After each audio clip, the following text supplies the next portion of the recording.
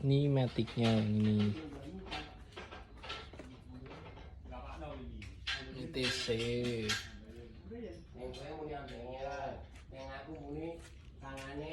Nah ini yang 200 TDI.